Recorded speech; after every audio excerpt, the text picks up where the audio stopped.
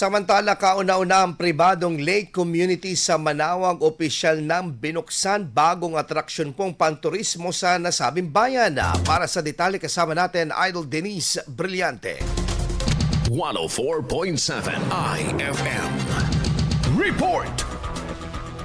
Isang pribadong business group ang naglunsad ng kauna-unahang lake community sa Barangay Baritaw, Manawag na inaasang magpapalawak ng turismo sa bayan. Ito ay matapos i-anunsyo ni Manawag Mayor Jeremy Aguerico Rosario sa flag raising ceremony noong Mayo 4 ang isinagawang grand launching ng naturang community residence noong Mayo 2. Ayon sa lokal na pamahalaan, malaking bahagi ito sa pagpapahaba ng pagpapanatili ng mga bumibisita sa Manawag na karaniwang dumadayo lamang. Ipinunturi ng LGU na posibleng magbukas ito ng dagdag na hanap buhay para sa mga residente mula sa paghakot nito ng mga turista hanggang sa operasyon ng mga establishmento. Looking at the plans for or their commercial area especially, definitely mukhang game changer.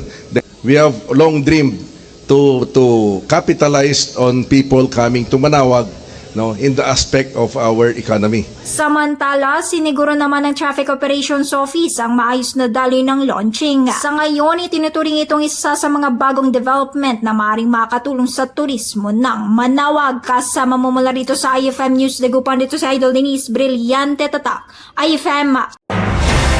IFM News. IFM News. IFM News.